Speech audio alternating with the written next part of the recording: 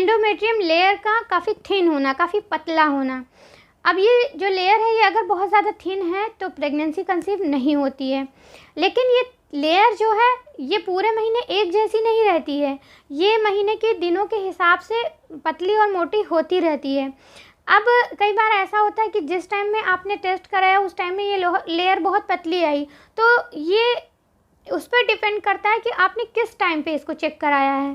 यानी कि अगर आपने पीरियड के टाइम पे चेक कराया तो पीरियड का जो टाइम होता है 1 से लेकर 7 दिन के बीच में जो पीरियड आता है, उस बीच में अगर ये लेयर जो है 5 मिलीमीटर तक आ रही है तो ये नॉर्मल है, क्योंकि उस बीच में ये जो लेयर होती है, एंडोमेट्रियम लेयर होती है, वो पतली हो जाती है। और उसके बाद जब पीरियड ख़त्म होता है तो 7, 8, 10 दिन के बाद ये लेयर धीरे धीरे फिर से मोटी होना स्टार्ट हो जाती है।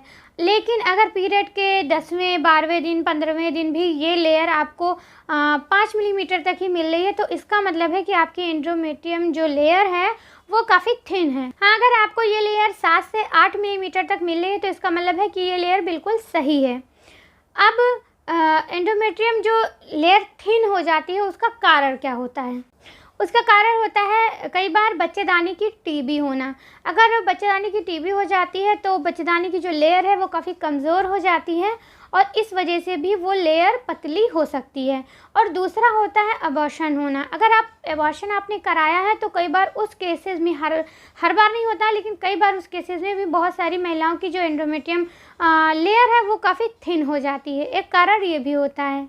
और अगला है इन्फेक्शन। अगर आपकी बच्चेदानी में कोई इन्फेक्शन हो गया है, वो इन्फेक्शन कई तरह का भी हो सकता है, तो अगर वो इन्फेक्शन हो गया है तो इन्फेक्शन होने की वजह से भी वो जगह कमज़ोर हो जाती है। कहीं भी इन्फेक्शन होगा तो आप समझ सकती हैं कि वो जगह कमज़ोर हो जाएगी। तो अगर बच्चेदानी के अंदर इन्फेक्शन होता है तो भी एंडोमेट्रियम लेयर थिन हो जाती है। और अगला कारण होता है हार्मोनल इम्बैलेंस। अगर हार्मोन सही से नहीं बन रहे हैं तो ये बहुत बड़ा कारण होता है एंडोमेट्रियम लेयर थिन होने का। तो ये कई सारे कारण हो गए जिससे बच्चेदानी की जो परत है, अंदर की जो दीवार है, वो काफ़ी पतली हो जाती है।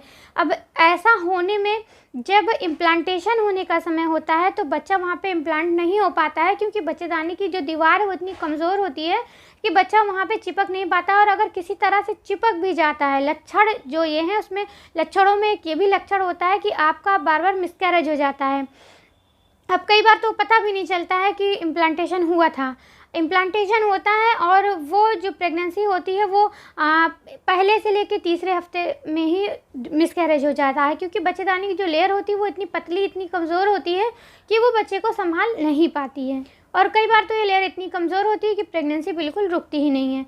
ऐसे में फिर आप क्या उपाय कर सकती हैं? आप डॉक्टर की सलाह ले सकती हैं, डॉक्टर को आप दिखा सकती हैं। डॉक्टर आपका अल्ट्रासाउंड कर सकती हैं, उसमें वो कोई रीज़न ऐसा है, क्या रीज़न है, बच्चेदानी कमज़ोर है कि इन्फेक्शन है, कोई भी इस तरह की बात होगी तो पता चल जाएगी।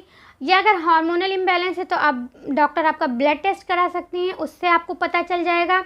किसी विटामिन की कमी, खासकर विटामिन ई की कमी अगर है तो उससे भी ये दिक्कत हो जाती है, तो आप विटामिन ई का भी टेस्ट करा सकती हैं। अगर उसकी कमी आती है तो आप विटामिन ई वाली चीज़ें खा सकती हैं जिन चीज़ों में ज़्यादा विटामिन ई होता है। और उसके अलावा आप ओमेगा 3 वाली चीज़ें ले सकती हैं। ओमेगा 3 वाली चीज़ें जैसे कि आप चिया सीड ले सकती हैं, आप फ्लैक्स सीड ले सकती हैं, आप अखरोट ले सकती हैं। मैं अपनी बहुत सारी वीडियो में बताती हूँ। अगर आप नॉन वेजिटेरियन हैं तो आप फ़िश का यूज़ कर सकती हैं। ओमेगा 3 सही लेवल में होना आपके बच्चेदानी के लेयर को अच्छा बनाता है। उसके अलावा आप डेली 15 मिनट के लिए आप धूप ज़रूर लें। विटामिन डी उससे भी मिलता है और आप धूप आपके लिए बहुत ज़रूरी है। विटामिन डी की कमी होने की वजह से भी बच्चेदानी की लेयर कमज़ोर हो जाती है। और इसके अलावा आप साबुत अनाज ले सकती हैं, आप मिलेट्स का यूज़ कर सकती हैं, जैसे कि ज्वार हो गया, बाजरा हो गया, रागी हो गया, इस तरह की चीज़ों का सेवन कर सकती हैं। इससे आपकी पेट की हेल्थ भी अच्छी रहेगी और जब पेट सही रहेगा तो यूट्रस की हेल्थ भी बहुत अच्छी होगी, यूट्रस की लाइनिंग भी अच्छी बनेगी।